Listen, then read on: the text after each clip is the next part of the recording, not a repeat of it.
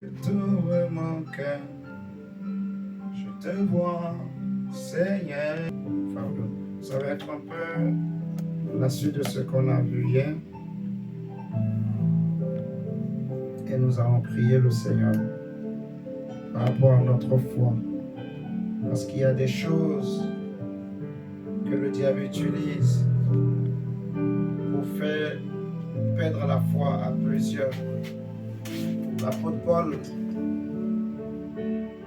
il va dire à Timothée, combat le vrai combat, le bon combat, le combat de la foi.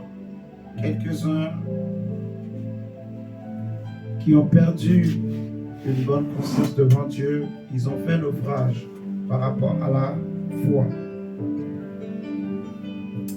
Si nous prenons 1 Timothée, déjà je dis encore bonsoir à tout le monde au nom de Jésus. À toi qui es là ce soir, que Dieu te bénisse. Bonsoir. Bonsoir. 1 Timothée chapitre 1 au verset 18. See your face, to know your grace. This is my cry. 1 Timothée chapitre 1 au verset 18. L'apôtre Paul déclare: le commandement que je t'adresse, Timothée, mon enfant, selon les prophéties faites précédemment à ton sujet, c'est que d'après elles, tu combattes le bon combat en gardant la foi et une bonne conscience. Cette conscience, quelques-uns l'ont perdue et ils ont fait naufrage par rapport à la foi. De ce nom sont Hyménée et Alexandre que j'ai livrés à Satan. Le but du diable, c'est de nous empêcher d'avoir les yeux ouverts sur le monde qui nous entoure et de comprendre ce qui se passe dans le monde, ce qui se passe autour de nous, d'être à l'écoute de Dieu, de discerner. C'est ça ce que le diable aime. Et celui qui est angoissé, celui qui a des inquiétudes dans son cœur, il aura du mal à entendre. Amen. Amen. On avait vu dans les premiers jours de ce programme que la connaissance que nous pouvons avoir, elle est très importante. On a vu des exemples de personnes comme le prophète Jérémie, le prophète Zacharie et bien d'autres qui avaient des visions mais qui n'ont pas vu les mêmes détails. Amen, amen. Amen. Ils n'ont pas vu les mêmes détails, en fait. Et la précision, la profondeur. On avait parlé, par exemple, du prophète Zacharie, qui parlait des dimensions, carrément. Donc, dans une vision, dans une révélation, par rapport à ma vie, par rapport à ta vie, par rapport à une démarche, à un processus, à n'importe quelle chose qu'on peut faire, la profondeur est importante. C'est aussi important de connaître la largeur, la longueur de la chose, vraiment de voir les détails qu'il faut pour avoir une idée, une vision vraiment globale, une vision précise de la chose, pour ne pas être surpris demain. Je disais par exemple que le monde que nous voyons, beaucoup n'ont pas une vraie vision du monde, une vraie image du monde. Beaucoup n'ont pas une vraie connaissance du monde, en fait. Beaucoup ne connaissent pas le monde. Beaucoup pensent que le monde est comme ce que nous voyons. Mais le monde, c'est autre chose. Alléluia. Amen. La vie, c'est autre chose que ce que nous pensons souvent, en fait. Et Paul dit à Timothée, le commandement que je t'adresse, c'est que d'après les prophéties qui ont été faites sur toi, que tu combattes le bon combat. Jésus a expliqué aux disciples que vous êtes des gens de peu de foi. Et parce que vous avez peu de foi, vous avez des inquiétudes dans votre cœur. Alléluia. Amen. On a aussi expliqué que celui qui a peu de foi, eh bien, il aura du mal à vaincre les combats, à vaincre les angoisses, à vaincre les inquiétudes. Vous voyez? Le peu de foi, c'est le niveau le plus bas de la foi. J'avais expliqué que la foi a plusieurs niveaux. on peut parler de peu de foi. Peu de foi, c'est la petite mesure de grâce, de foi que tout chrétien reçoit de Dieu. Mais il faut travailler pour que ce niveau-là grandisse, pour qu'on puisse parler désormais de grande foi. Que le Seigneur, quand il nous regarde, qu'il puisse dire, ah, cet enfant a une grande foi, cette femme a une grande foi. Amen, amen. Amen. Ça se travaille en fait. Et Dieu, parfois, pour augmenter notre foi, peut nous faire passer par le feu, par des épreuves, comme on a vu hier. Il peut permettre certaines choses. Eh bien, comment ça se passe? Nous allons prendre la Bible. Déjà, en prenant 1 Timothée, Paul dit, combat le bon combat. Combat le bon combat. Tu combattes le bon combat. Donc, il y a un combat. Quand on dit combat, ça veut dire qu'il y a une lutte. Il y a une lutte entre deux personnes. Amen. Amen. Est-ce que vous êtes là avec moi? Amen. Que tu combattes le bon combat. Celui qui parle de combat, ça veut dire qu'il y a une lutte entre deux personnes. Si on prend le cas de Timothée, le combat de la foi, c'est par rapport à lui-même et aussi au diable. L'apôtre Pierre nous dira que votre adversaire, le diable, rôde comme un lion rugissant, cherchant qui il dévorera. On avait aussi vu dans 2 Corinthiens où Paul dira que nous n'ignorons pas ses desseins. Amen. Amen. Comme de la même manière que Jésus est venu pour que nous ayons la vie et la lumière, la vie en abondance, le diable aussi est venu pour que les hommes soient détruits, animés d'une grande colère, sachant qu'il lui reste très peu de temps. Il veut enlever la foi à tous les chrétiens. Lui-même, il a perdu la foi. Les démons n'ont pas la foi. Ils croient que Dieu existe, mais ils n'ont pas la foi. Vous voyez? Depuis qu'ils ont chuté, ils ne peuvent plus avoir la foi en Dieu. Paul dit à Timothée, combat le vrai combat, en gardant la foi et une bonne conscience. Cette conscience, quelques-uns l'ont perdue et ils ont fait naufrage par rapport à la foi. De ce nombre sont Hyménée et Alexandre, que j'ai livrés à Satan, afin qu'ils apprennent à ne pas blasphémer. Il dit, garde la foi et une bonne conscience. J'avais expliqué que la conscience, c'est les yeux de l'esprit. Amen. Amen. On est beaucoup plus conscient du monde physique, de nous-mêmes, mais on est très moins conscient de Dieu. On est moins conscient de la grandeur de Dieu. Et c'est ça aussi qui fait défaut. Le fait que devant une situation, on oublie que Dieu est grand. Amen. Amen. On oublie que Dieu est tout puissant. Ça, c'est quelque chose qui se travaille aussi. Si vous regardez avec moi, par exemple, dans 1 Corinthiens, chapitre 2,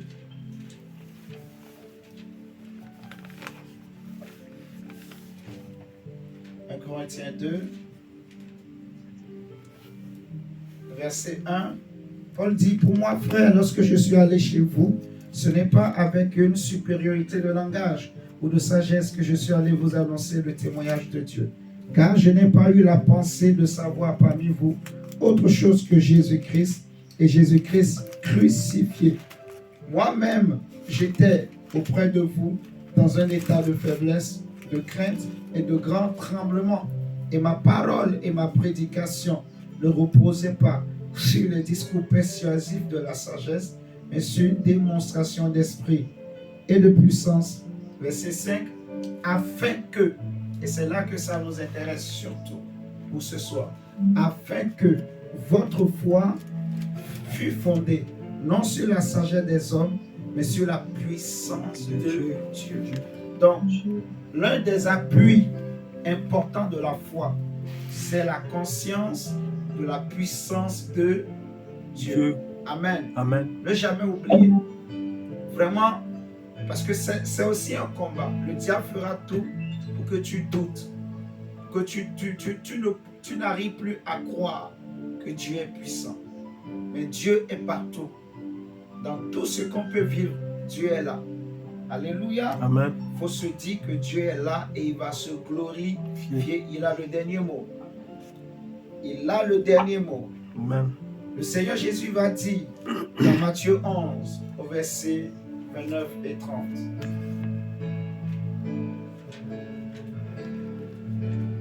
Là, j'ai essayé de faire un petit rappel.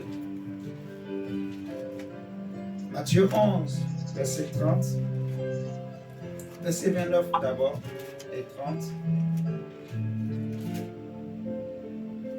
Même verset 28 même. Jésus dit, venez à moi, vous tous qui êtes fatigués et chargés. Venez à moi, vous tous qui êtes fatigués et chargés, et je vous donnerai du repos. Moi, Jésus, je vous donnerai du repos.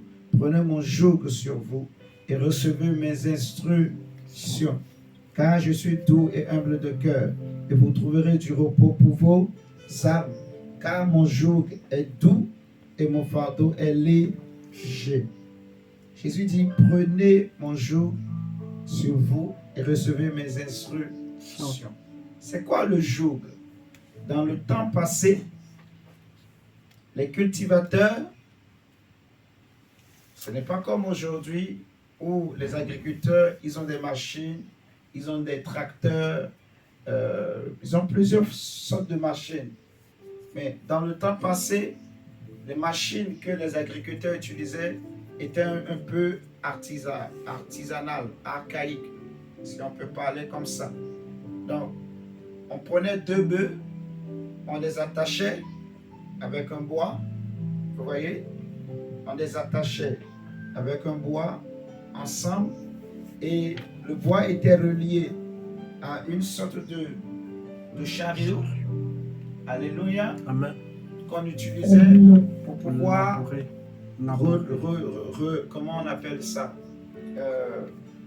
remuer la terre, vous voyez, pour pouvoir semer, pour remuer la terre, pour pouvoir semer. Donc, les 2 bœufs là, on les a mis un joug. Vous voyez, le bois là qu'on met sur le cou de ces 2 bœufs, c'est ça qu'on appelle le joug. Vous voyez, vous allez voir que ces 2 bœufs, tant qu'on ne les a pas mis ensemble, chacun d'eux est dans son coin, il peut aller brouter de ce côté, l'autre peut aller brouter de l'autre côté, mais dès qu'on les attrape ensemble, on les met ensemble, on met le bois là au milieu, qu'on attache à l'appareil là, c'est fini. Le bœuf ne peut plus faire ce qu'il veut. C'est maintenant l'agriculteur ou le cultivateur. S'il veut que le bœuf aille à gauche, c'est lui qui manivelle, qui tourne. Vous voyez? Et c'est dans la direction où il tourne que les bœufs aussi vont partir. S'il ne veut pas que les bœufs aillent à gauche, les bœufs n'iront pas à gauche. S'il veut que les bœufs s'arrêtent, ils vont s'arrêter. Même s'ils crient, ils ne peuvent pas bouger. Vous voyez? C'est ça le joug. Le bout de bois là, c'est ça qu'on appelle le joug. On mettait sur les bœufs, en fait, pour travailler le champ. Vous voyez?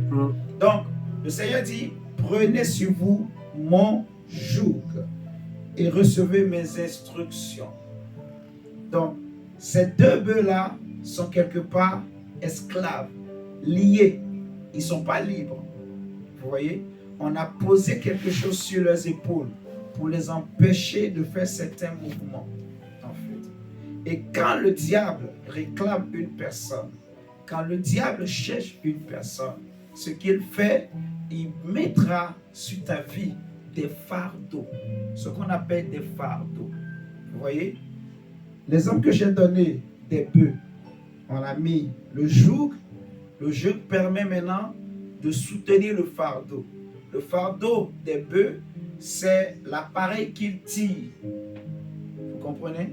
Le joug n'est pas le fardeau. Je vais prendre encore un autre exemple plus simple. Quand vous prenez un âne, on dit un âne, je crois, pas une âne, un âne. Prenez comme ça. Un âne. Ça sonne bien en tout cas. On dit un âne. Donc, imaginez l'âne. L'âne est connu pour être l'animal qui porte beaucoup de charges, comme les chameaux également. Vous voyez? Eh bien, les hommes dans le temps passé, quand ils veulent parcourir de longues distances et ils ont de grandes charges à porter, ils utilisent des ânes ou des chameaux. Et on met sur le chameau quelque chose ou sur l'âne, vous voyez, et maintenant on va le charger d'un côté et d'autre. On le charge. On peut mettre un sac avec 2 poches de part et d'autre, on le pose sur l'animal et on va charger. On charge les sacs. Vous voyez? Donc le sac là peut représenter le joug, mais dans le joug, on met les fardeaux. Le joug permet de porter les fardeaux. Alléluia. Amen. Je vais très bien. Et nous allons prier le Seigneur. Donc, une chose est le joug et une autre est le fardeau. Et le Seigneur prend cette image pour dire, vous qui êtes fatigués et chargés, chargés par quoi? Les fardeaux. Alléluia. Chargés, je vous donnerai du repos, dont je vais enlever le fardeau sur vous et je vais aussi enlever votre joug. Mais ce qui est intéressant, il n'a pas dit, il dit, regardez, venez à moi, vous tous qui êtes fatigués et chargés, et je vous donnerai du repos. Prenez mon joug sur vous et recevez mes instructions. Prenez mon joug sur vous, recevez mes instructions, car je suis doux et humble de cœur, et vous trouverez du repos pour vos âmes. Mon joug est doux et mon fardeau léger. Le Seigneur dit, prenez mon joug, prenez vous-même mon joug sur vous. Alléluia. Amen. Parce que l'être humain, là où nous sommes, on a besoin d'être guidé. Le joug permet de diriger l'animal. Alléluia. Le joug permet de diriger l'animal. S'il n'y a pas le joug, même si on met un fardeau, on ne pourra pas diriger l'animal. Il va aller dans n'importe quelle direction. Mais le joug permet de le diriger. Donc, Jésus dit, prenez vous-même mon joug sur vous. Donc, acceptez mes instructions. C'est pour ça qu'il dit, prenez mon joug et recevez mes instructions. Acceptez, adhérez à mes instructions. Si nous prenons le psaume 81, psaume 81, verset 6.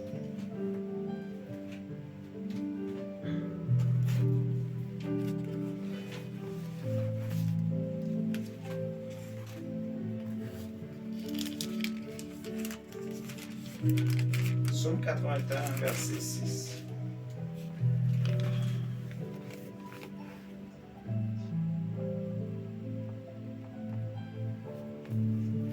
On dit, il en fit un statut pour Joseph quand il marcha contre le pays d'Égypte. J'entends une voix qui m'est inconnue. J'ai déchargé son épaule du fardeau et ses mains ont lâché la corbeille. Je vais refaire la lecture. Il en fit un statut pour Joseph quand il marcha contre le pays d'Égypte. J'entends une voix qui m'est inconnue. Et qu'est-ce que la voix dit? J'ai déchargé son épaule du fardeau. Le fardeau. Le fardeau que le diable, que le monde pose sur les hommes. Le fardeau là peut représenter en fait des traditions, des coutumes. Le fardeau peut être aussi une maladie. Amen. Amen. Une situation qui est pesante en fait. Le fardeau est lourd, lourd à porter, difficile à porter. Alléluia. Amen. Un homme qui a des fardeaux sur lui, il aura du mal à avancer parce que le fardeau est lourd, le fardeau pèse, le fardeau est difficile à porter. Vous voyez, il fait un pas, il va être fatigué, il ne va pas avancer. Là où d'autres ont déjà fait 10 pas, lui, il n'a peut-être pas encore fini de faire un pas. Vous voyez, le fardeau, c'est mauvais le fardeau. Le Seigneur est en train de parler de Jacob dans le psaume 81, d'Israël. Et il dit, j'entends une voix qui m'est inconnue. Et la voix dit, j'ai déchargé son épaule du fardeau et ses mains ont lâché la corbeille. Vous voyez? J'ai déchargé son épaule. il parle de son peuple, de son serviteur, de Jacob, vous voyez, d'Abraham, d'Isaac. Il parle de cette race-là. Dieu dit, j'ai déchargé son épaule.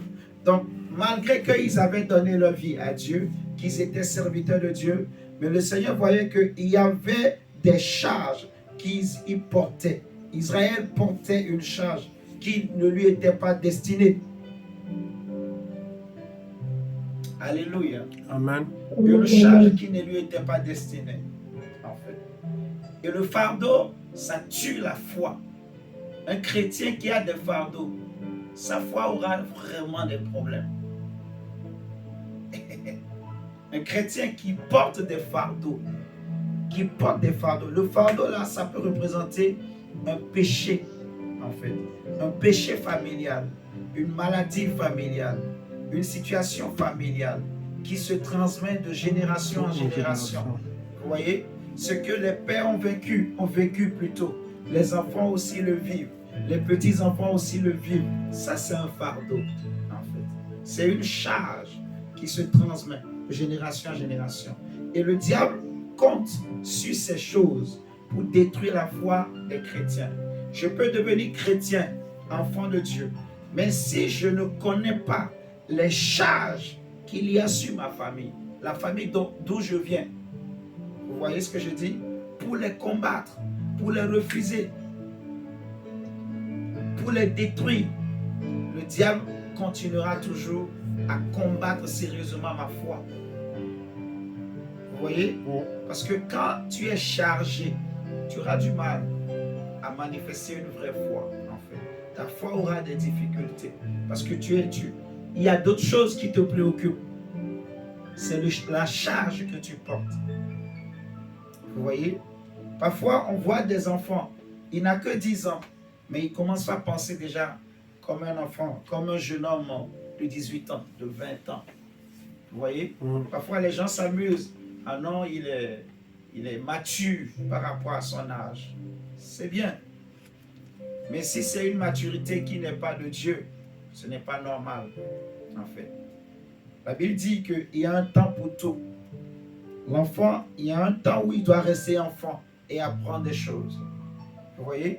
Mais s'il n'a pas eu le temps d'apprendre, lorsque ses camarades, eux, ils sont en train d'apprendre, lui, il n'apprend même rien. Vous voyez? On peut voir même des jeunes filles, des enfants de 12 ans qu'on donne en mariage, qui commencent déjà par faire des enfants de 10 ans, ainsi de suite, alors que d'autres enfants de leur âge sont en train de s'amuser avec d'autres enfants. Vous voyez ce que je dis? Ça, c'est des fardeaux, en fait, traditionnels, que les parents posent sur l'enfant. Il est né, elle n'a rien demandé, mais on lui impose ça. On lui met ça sur les épaules. On dit que c'est la tradition. C'est comme ça dans notre famille. C'est comme ça dans notre région. C'est comme ça dans notre religion. Les femmes se marient à 12 ans. Les hommes, voilà, pour que tu deviennes un homme, il faut que tu passes, tu dois faire le test. Il y a plein de tests en Afrique. Beaucoup de cultures ont des tests où les hommes, pour qu'on puisse dire tu es devenu un homme, vous devez aller en forêt, vous devez aller danser, faire des choses bizarres, et après, maintenant les gens vont dire que tu es un homme. Il y a beaucoup de ces choses.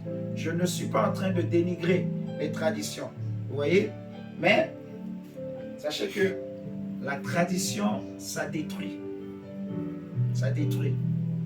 Nous n'avons qu'une seule tradition, la tradition du ciel, la parole de Dieu. Amen.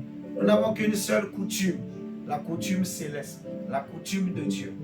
Amen. Amen. Tous les autres, on respecte, mais on ne doit pas se soumettre à ça. Parce que quand tu commences par faire ces choses, le diable est content. Il sait que je te tiens. Je te tiens. Joseph est allé en Égypte. Joseph, allé en Égypte. Mais en Égypte, il était chef, mais en prison. Vous voyez? Et dans le psaume qu'on a lu, le verset 6, on dit, il en fit un statut pour Joseph quand il marcha contre le pays d'Égypte. On parle de Joseph.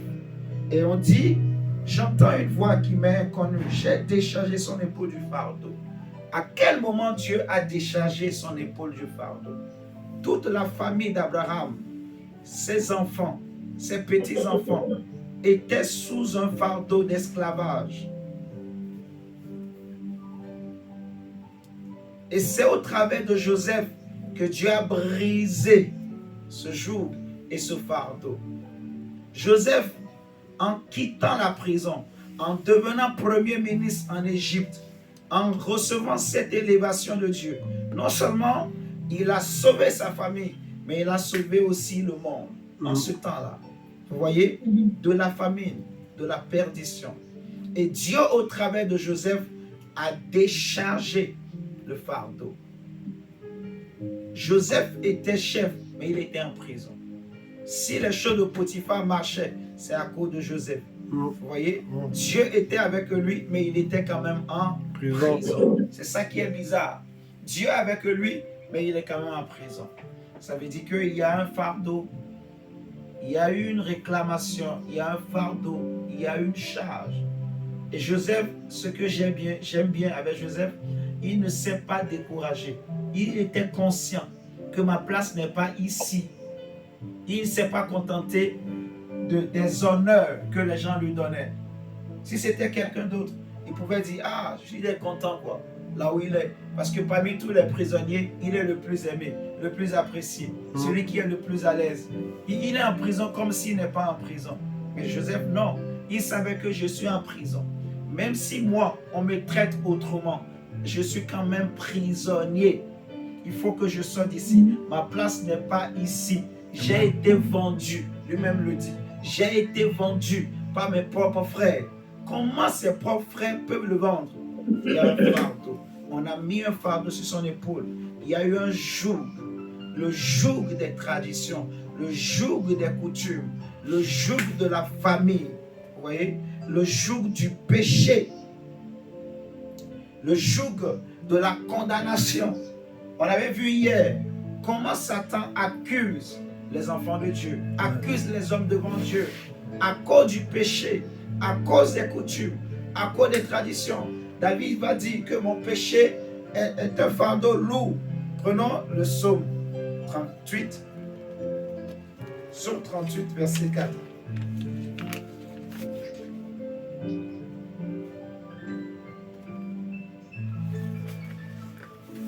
Psaume chapitre 38, verset 34. Il n'y a rien, le verset 4, il n'y a rien de sain dans ma chair à cause de ta colère.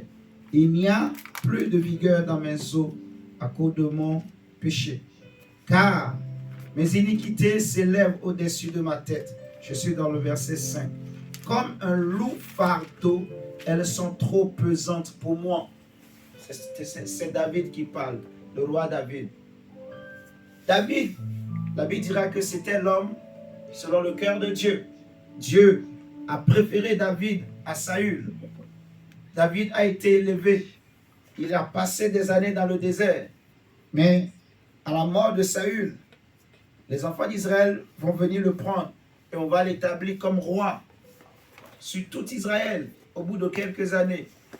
David a vu que Dieu lui avait donné la paix de tous côtés. Il était devenu un roi qui était craint et respecté. Le roi David. Vous voyez? Il était respecté, craint. Les Philistins ne tenaient pas devant lui. Personne ne pouvait égaler David. Mais un jour, vous connaissez l'histoire, David voit Bathsheba sur le toit de sa maison. Et c'est comme ça qu'il est tombé. Mais les conséquences aussi, vous connaissez. Vous voyez? Les fardeaux, les jougs, en fait. Dans l'histoire de David, j'avais expliqué la dernière fois, quand on regarde la lignée de David, on voit que parmi ses arrière-parents, il y a eu 2 incestes au moins. Il y en a qui était une vraie prostituée. Vous voyez? Donc, il y a toutes ces réclamations-là, toutes ces semences-là qui réclament. Je ne sais pas si vous me comprenez. Je vais répéter. David, la dernière fois j'avais expliqué en parlant de un rameau sortira du tronc d'Isaïe, si vous vous rappelez bien. On avait pris la lignée d'Isaïe, on a étudié, on avait compris que il y avait deux incestes parmi les arrière-grands-parents de Jésus, donc de David, parce que le Seigneur Jésus vient de la tribu de David par la chair. Amen, amen. Amen. Et on avait compris que Ruth était une arrière-parent de David. Mais Ruth était une Moabite. Amen, amen. Amen. On avait compris qu'il y avait au moins deux incestes. Il y avait au moins aussi une qui était prostituée. Vous voyez? Quand les enfants d'Israël devraient aller renverser les murs de Jéricho, j'avais raconté l'histoire la dernière fois. La prostituée qui les a sauvés, qui les a accueillis, vous voyez, elle aussi, elle fait partie des descendants, pas des descendants, des aïeuls de David. Donc tout ça, c'est des jours, c'est des réclamations en fait. Et le diable, il sait que dans sa lignée, il y a ça. C'est comme ça ils sont. C'est comme ça ils font. C'est le sang dont ils réclament. Comment ça se passe? Les sorciers de famille peuvent se tenir. Les esprits de famille peuvent se réunir devant l'autel de famille et ils appellent le nom de quelqu'un. Ils peuvent dire David. On va dire David n'est pas là. Il est où? En fait, c'est comme ça. Donc, l'autel là est en train de réclamer. C'est notre sang. C'est notre fils. C'est notre fille. Vous voyez ce que je dis? Et il appartient à cet autel. Il est où? On ne le voit pas. Donc, on l'appelle. C'est ça la réclamation. On l'appelle. On appelle son nom. On le réclame. Donc, là où tu es, toi, tu manges peut-être chikwang tous les soirs. Tu manges semoule, je ne sais pas moi. Mais peut-être qu'il y a l'impudicité, un hôtel d'impudicité qui t'appelle, mais comme pas possible. Et toi, mais tu ne le sais pas. Qui pouvait penser que David allait tomber avec Bathsheba? Qu'il allait faire une chose aussi horrible devant Dieu? Personne. Vous voyez ce que je dis? Mais quand David a vu Bathsheba, il n'a pas pu résister. Il a commis la faute. Il ne s'est même pas rendu compte. C'est quand le prophète Nathan est venu lui parler qu'il a réalisé. Il est tombé sur ses pieds. Il a commencé par pleurer, par demander pardon à Dieu. Mais on voit les conséquences. Ses enfants ont été divisés. L'inceste aussi est rentré dans sa maison. Tamar a été abusée par son frère à cause des réclamations toujours. En fait. Vous voyez, c'est des jours, c'est des fardeaux qu'on met sur les gens. Et il y a des hôtels qui réclament. C'est comme ça le diable travaille. Les réclamations travaillent. Le diable peut aller devant Dieu. Il réclame, l'autel réclame. Parce que notre Dieu est un Dieu d'autel. Dieu, avant de parler du monde des ténèbres, tout ça, notre Dieu est un Dieu d'autel. Vous voyez? Amen. Quand on parle de Dieu, on ne peut pas parler d'autel sans Dieu. Dieu est un Dieu d'autel. Vous voyez? Là où il y a un autel, Dieu respecte aussi les principes d'autel. C'est pour cela, pour nous sauver, il fallait aussi un autel. Et notre autel, nous qui nous sauve, c'était la croix. Où il y a eu un sang qui a été coulé. Le sang de Jésus lui-même. Le sang pur du Dieu vivant. Vous voyez? La Bible dit que sans effusion de sang, il n'y a pas de pardon de péché. Donc, la question qu'il faut se poser aujourd'hui, parfois, on peut voir des gens qui ont des comportements, qui ont certaines vies, qui ont des situations bizarres, des choses qui se ressemblent, qui se répètent. La situation ressemble à ce que le cousin a eu, la cousine a eu, ce que le grand frère a eu, ce que la grande sœur a eu. Il faut comprendre qu'il y a quelqu'un qui est devant un hôtel, qui est en train d'appeler ton nom, qui t'invoque, en fait, qui te réclame. C'est ça les réclamations. Vous voyez? Les réclamations. Et comme j'ai pris l'exemple du bœuf, parfois, il y a des réclamations qui sont familiales, qui sont communes, liées à beaucoup de gens. Vous voyez? Il y a des jours, on place sur toute une famille. Dans la famille, on va dire que personne ne peut se marier, personne ne peut étudier, personne ne peut avoir le bac. Donc tous les enfants arrivés en première, maux de tête terrible, ça existe des familles comme ça. Dès qu'ils ont le BEPC, c'est fini. Problème de maux de tête, maladie, maux de tête, au point où ils sont obligés d'arrêter les études. Si vous regardez, ils ont beaucoup d'argent dans la famille. Tous les enfants, ils ont beaucoup d'argent. Mais comment ils ont eu leur argent? C'est travail manuel. Vous voyez? Parce qu'il y a un hôtel qui réclame, en fait. À cause de la réclamation de l'hôtel, on pose des fardeaux sur eux. Ils ne peuvent pas étudier, ils ne peuvent pas être des autorités dans la vie, ils ne peuvent pas occuper des postes d'autorité, des postes élevés, ils ne peuvent pas être, je ne sais pas, ministre, premier ministre, banquier, député, ce n'est pas des jeux, ils ne peuvent pas. Eux, il faut qu'ils reçoivent des ordres. Eux, ils ne peuvent pas donner des ordres. Ils ne peuvent pas occuper des postes où ils vont commander les autres. Non. Vous voyez? Il y a des hôtels comme ça. Il y a des hôtels dans des familles où on dit que l'homme là, lui là, toute sa vie, il sera toujours esclave des autres. Donc il peut faire des études, il a la thèse, il a le doctorat, il a le master, il a tous les diplômes, il parle 4 langues, il parle 6 langues, il parle 7 langues, il a voyagé, il est allé aux États-Unis, il est allé en Chine, il est allé au Japon, il est allé partout. Mais à la fin, il va retourner au Congo ou au Tchad. Il va attraper une maladie, problème de pied, problème d'arthrose. Il a à peine 40 ans, mais il a vieilli, la tête est grosse. Les gens vont dire en Afrique, waouh, il est intelligent, il a beaucoup étudié. C'est pas vrai.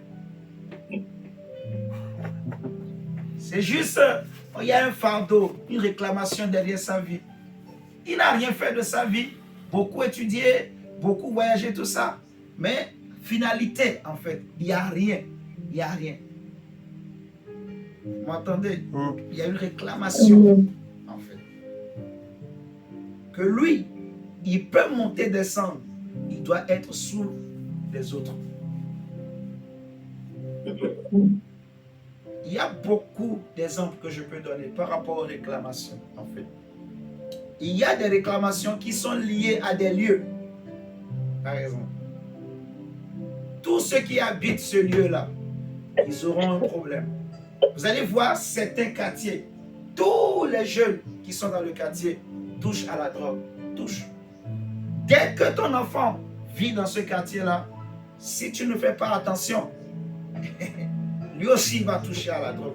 Tous les jeunes du quartier touchent à la drogue. Au moins une fois dans leur vie, ils ont goûté à la drogue.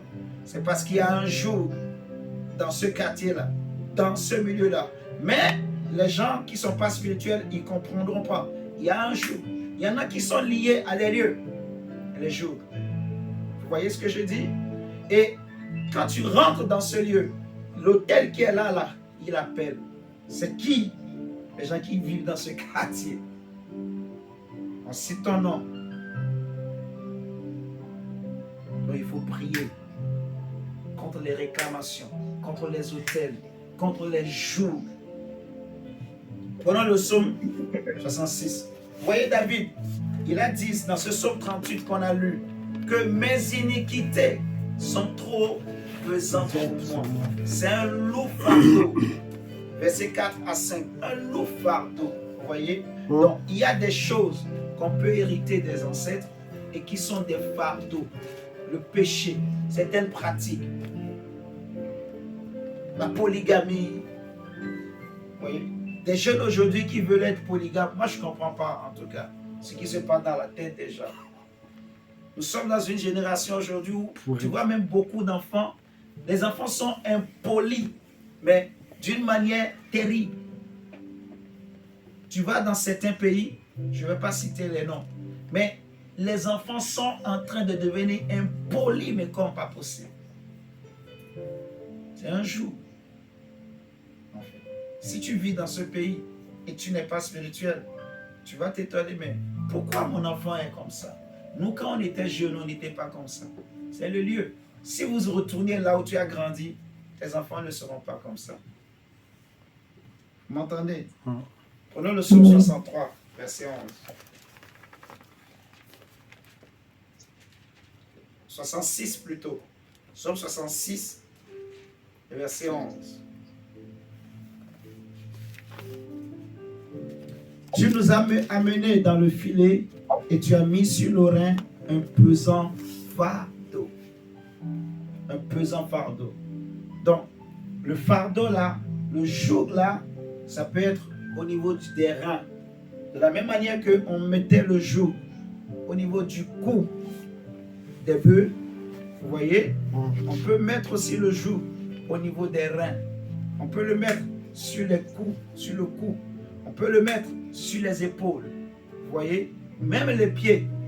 Parce que le joug, c'est un symbole d'esclavage. Or, les esclaves humains, on les attachait parfois au niveau des reins, au niveau des bras, au niveau des pieds. On les marquait aussi au fer rouge au niveau du dos. Vous voyez? Donc, le joug peut être au niveau des reins.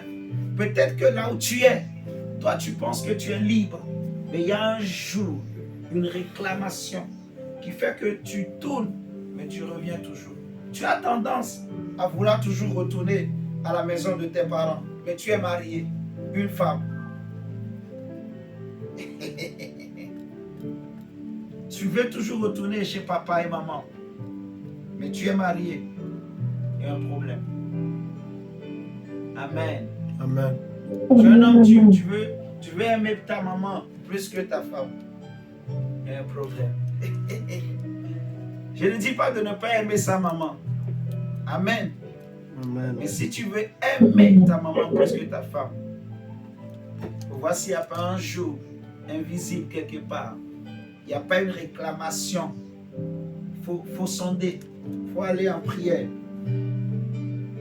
Prenons Ésaïe 10.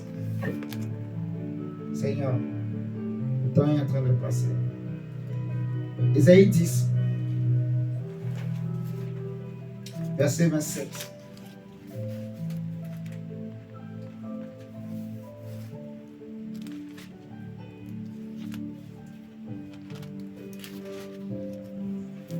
Je vais lire du verset 26 à 27. L'Éternel des armées agitera le fouet contre lui, comme il frappa Madian au rocher d'Horeb, et de même qu'il leva son bâton sur la mer, il le lèvera encore comme en Égypte. En ce jour, verset 27 qui nous intéresse, en ce jour, son fardeau sera ôté de dessus ton épaule, et son joug de dessus ton cou, et la graisse fera éclater le joug. Là où on a parlé de la graisse, mettez onction. L'onction brise le joug. C'est ce que ça veut dire. Et l'onction brisera le joug. Et l'huile fera éclater le joug.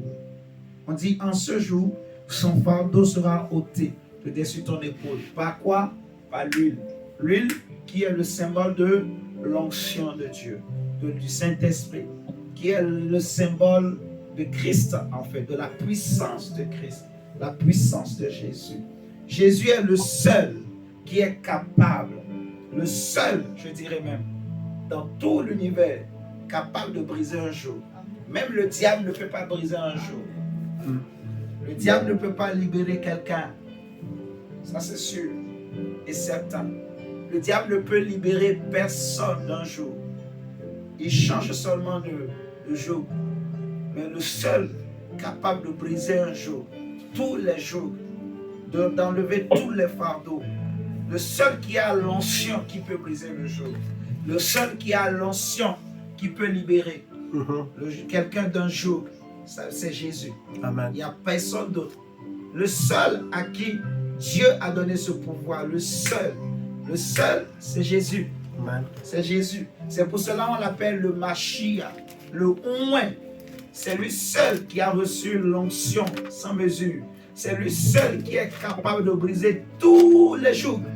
quel que soit le joug de la famille, le joug qui vient des Est, le joug de tradition, quel que soit le joug, Jésus est capable de briser tout joug, d'ôter d'abord le fardeau. Si vous regardez bien le verset 27, on dit son fardeau sera ôté de dessus ton épaule et son joug de dessus ton cou.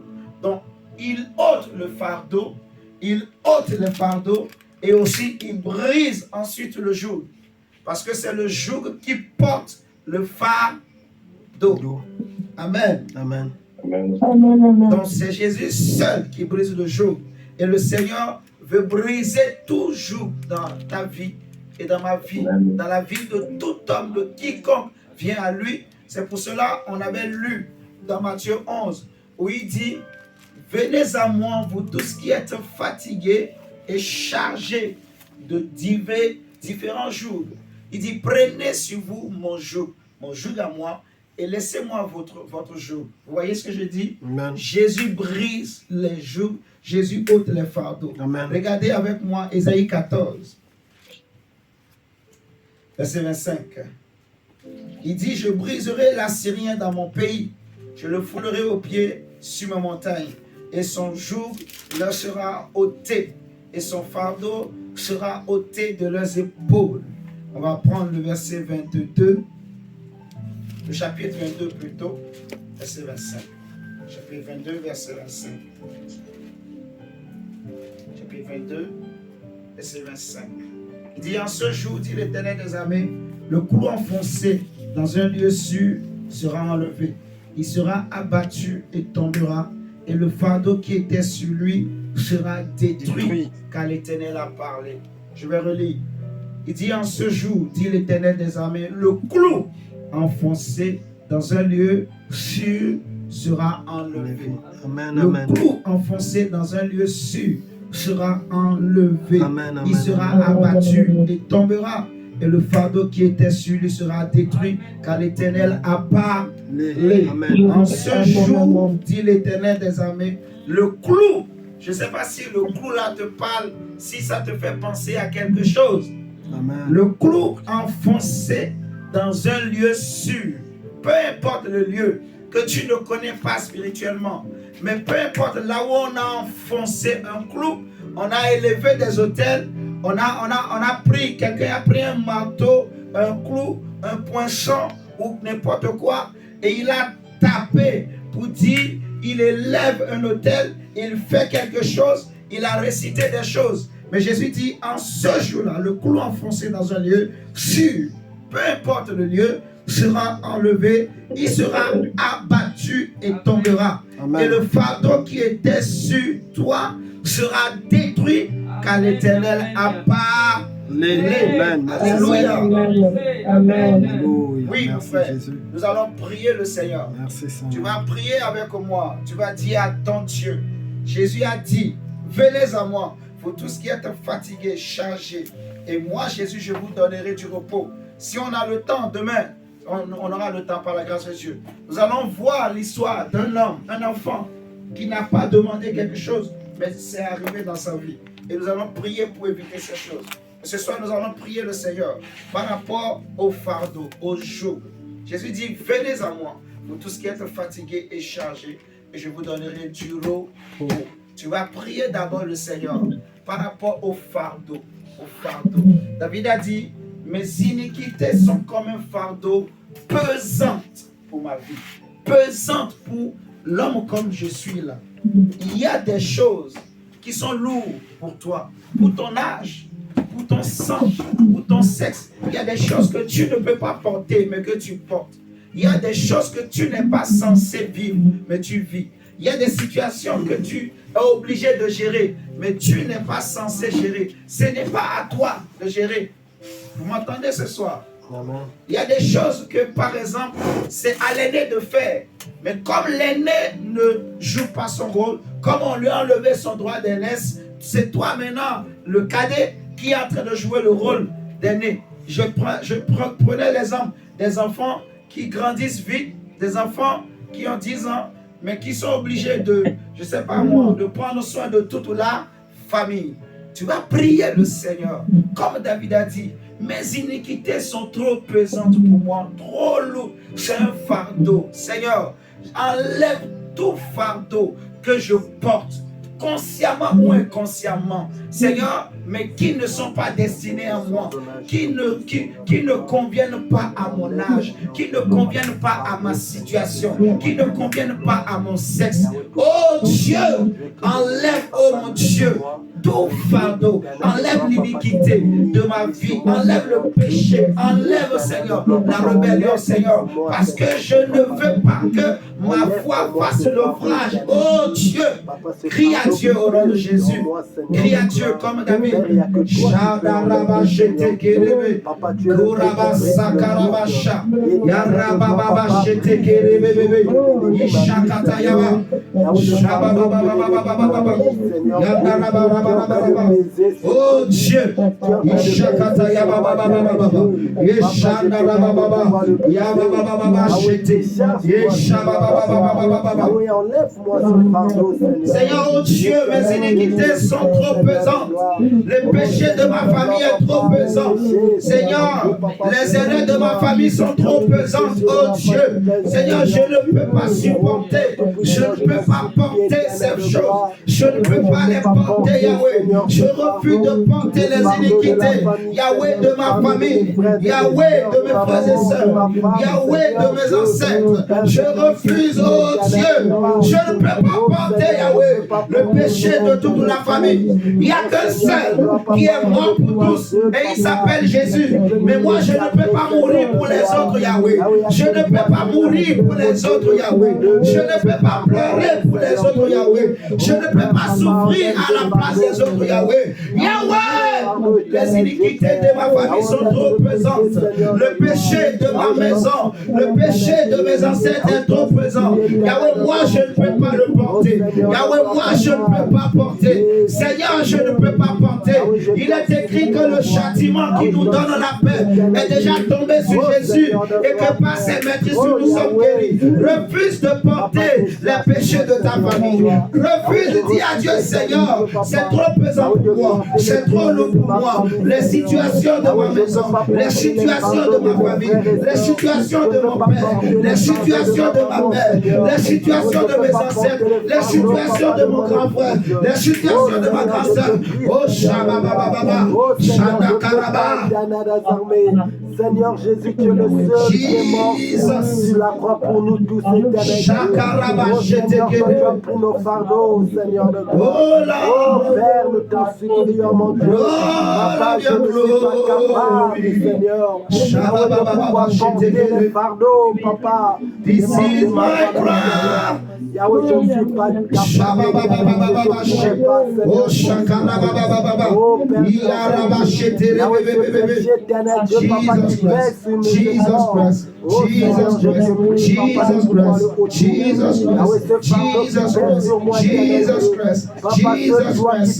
Oh Yarabababa, Yarababasha, Yarababasha, Yarababasha, Yarabababa, Oh Shanakarabababa, Oh Shakarabababa, Yashakarabababa. Sur mon épouse, sur moi-même, éternel Dieu.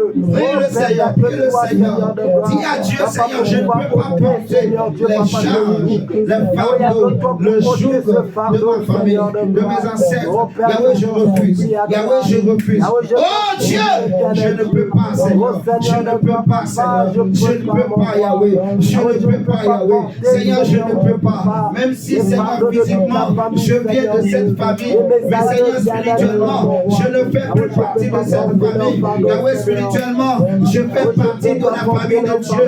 Le sang du Dieu vivant coule dans mes veines. Oh Dieu, je te supplie, Yahweh, même si je vis dans ce quartier, mais Seigneur, spirituellement, je n'appartiens pas à ce quartier, même si je viens de ce pays physiquement, mais spirituellement, je n'appartiens plus à ce pays. J'appartiens au ciel, j'appartiens à la nation sainte, j'appartiens à la Jérusalem céleste.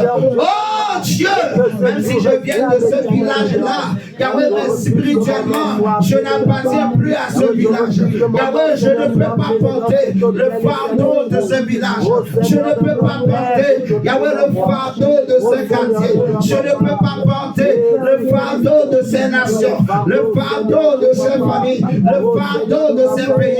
Oh Dieu, je ne peux pas porter, Yahweh. Je ne peux pas porter, Yahweh. Je ne peux pas porter ce fardeau, Seigneur de gloire. Supplie le Seigneur, mon frère, ma soeur. Tu ne peux pas porter le fardeau de ton pays, le fardeau de ta nation, le fardeau de ton quartier. Crie à Dieu le jour qu'on pose sur les hommes et les femmes qui vivent dans ton quartier, qui vivent dans ton, qui viennent de ton pays, qui viennent de ton village, qui viennent de ta nation, qui viennent du lieu de ton enfance. Crie à Dieu, dis Seigneur, moi je ne peux pas porter ces fardeaux. Je sais, elles sont trop lourdes pour moi, trop lourdes pour mon âge, trop lourdes, Seigneur, pour mes épaules, trop lourdes pour moi. Le seul qui peut le porter, oh c'est toi Jésus, oh c'est toi Jésus. Seigneur, viens me décharger maintenant, décharge-moi, lave-moi, décharge-moi de ton fardeau, décharge-moi, je viens déposer tout fardeau qu'on avait mis sur mes épaules, qu'on avait mis sur mes reins, qu'on avait mis sur mes pieds, qu'on avait mis, Yahweh, au niveau de mon cou. Je viens couper, Yahweh, les cordes, les fers qu'on avait attachés au niveau de mon cou, au niveau de mes reins. Prie le Seigneur ainsi, les fers qu'on avait attachés au niveau de mes pieds, Yahweh, je viens les couper au nom de Jésus, au nom de Jésus, au nom de Jésus. Au nom de Jésus, Yahweh, je coupe ce Prie le Seigneur maintenant, prie le Seigneur maintenant, et que le Seigneur enlève tout fardeau, que le Seigneur brise le joug au niveau de ton cou, au niveau de tes épaules, que Dieu te décharge. Crie à Dieu, Seigneur, que Dieu décharge ton épaule, que Dieu décharge tes reins, que Dieu décharge tes reins, que Dieu décharge tes reins.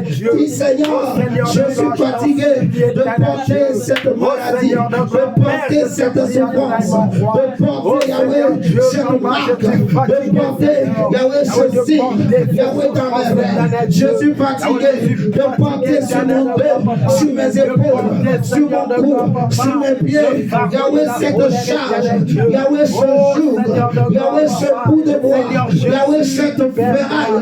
Je suis fatigué, Yahweh, que le joug soit brisé, que tout joug de famille, tout joug de sorcellerie, le joug des hommes, le joug de l'esclavage, le joug de la bassesse, le joug de l'impudicité, le joug de la pauvreté, le joug de l'adultère, le joug de l'inceste, le joug de divorce, que le joug soit brisé.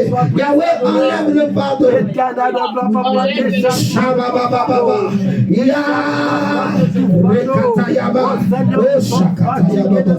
Jesus Christ.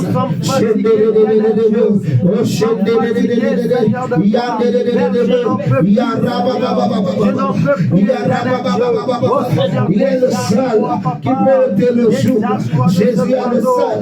Peu importe le joug, peu la sorcellerie, peu le diable, peu les ennemis, peu les jaloux avaient mis sur ta vie, sur ta famille, sur tes enfants. Oh Dieu, Jésus seul peut les ôter. Jésus seul peut les ôter. Prie à Jésus.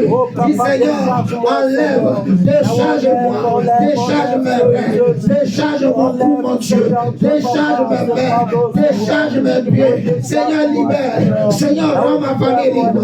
Seigneur, je te supplie, nous ne pouvons pas porter, nous ne pouvons pas porter, Yahweh, la charge des autres, le fardeau des autres. Refuse, au rababababa, au rababababa, au shadakaraba, et shekerere, yashakatayababa.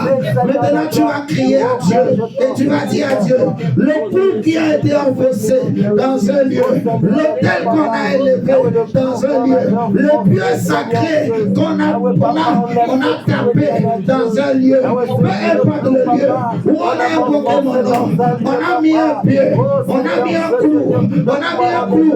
Comme Jésus a été cloué à la croix. Yahweh, tout pied sacré qu'on a élevé, tout autel qu'on a élevé. Yahweh, en citant mon nom, je prie au nom de Jésus qu'un feu sorte et de cet autel, de ce trou, qu'un feu sorte de ce clou, de ce pied sacré et le détruise et le consume. Que le feu de Dieu descende ce matin, descende ce soir et détruise. Dis à Dieu, Seigneur, que l'ancien brise le joug. Seigneur de gloire, le secours éternel Dieu. Oh Père, que l'onction, Seigneur, brise le joug. Oh, que l'onction brise le joug éternel Dieu. Oh Papa, brise le joug éternel de gloire. Oh Père, brise le joug éternel Dieu. Oh Seigneur, oh Jésus, que le joug soit brisé. Tout clou qui a été enfoncé dans un lieu sûr, tout clou, tout pied sacré, tout autel qui a été levé, où on évoque ton nom, où on te convoque, où on t'appelle, celui qui t'appelle, ou celui qui t'appelle, peu importe le lieu est sûr et il est connu de Dieu. Prie à Dieu qu'un feu sort de ce clou, qu'un feu sort de ce pied, qu'un feu sort de cet autel et le consume, que le feu descend du ciel et les détruise, et que l'onction du Saint-Esprit maintenant brise le pied, brise, que le clou soit arraché, que le pied soit déraciné, que l'autel soit brisé, que tout autel de sorcellerie, tout autel de malédiction, tout autel de réclamation contre ta vie, contre ta maison, Chandaraba, oh, soit détruit, soit brisé, que cela soit détruit, que cela soit brisé, mon Dieu. Oh Seigneur Jésus, que cela soit brisé. Prie le Seigneur, Oh Seigneur de gloire, Papa. Prie le Seigneur. Ce soir, le clou va être enlevé. Le clou sera abattu. Ah, il va tomber. Tout fardeau sera détruit. Tout fardeau de l'ennemi. Tout fardeau qu'on a mis sur toi. On a mis sur ton cou. On a mis sur ta tête. On a mis sur ta tête. On a mis sur ta tête. On a mis un fardeau sur ta tête. Pendant que je suis en train de parler, dans le nom puissant et glorieux de Jésus-Christ, je commande que ce fardeau qu'on a mis sur ta tête soit brisé au nom de Jésus maintenant. Que l'onction qui brise le joug libère ta tête, libère ta tête, libère ta tête, libère ta tête, libère.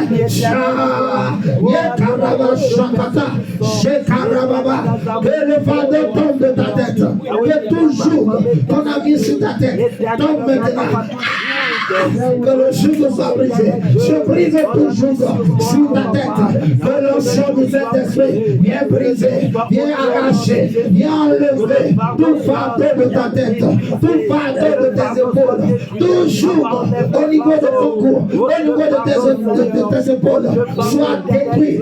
Oh, le fardeau, Seigneur de gloire. Oh, Père, tout joug qu'on avait mis sur moi, sur ma femme, soit détruit, Seigneur. On avait mis sur les membres de ma famille, sur ma maman, Seigneur. Oh, que le joug soit détruit, que le clou soit enlevé, que le pieu sacré soit enlevé, que le clou soit enlevé, que le clou soit enlevé.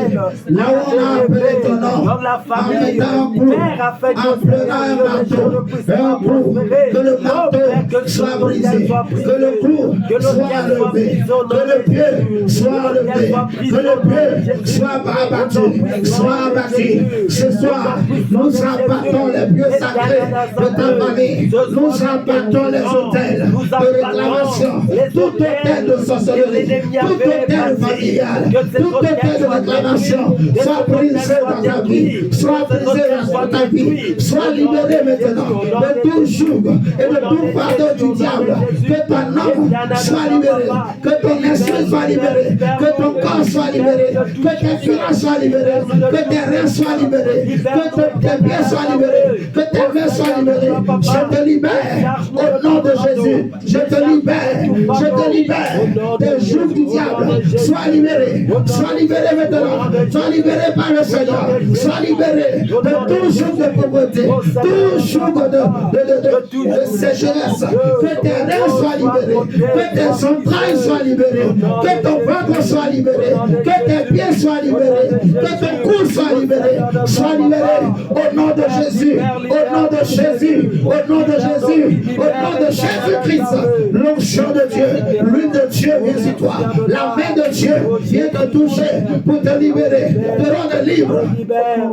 Libère-nous, Seigneur. Yahweh, je t'en supplie, papa. Yahweh, je t'en supplie, papa. Au nom de Jésus. Amen, amen. Il y a encore beaucoup de choses à dire et à expliquer, à prier. Mais Dieu va nous aider. Amen, amen. Amen. Le temps qui nous est accordé est terminé pour ce soir. Nous rendons grâce à Dieu.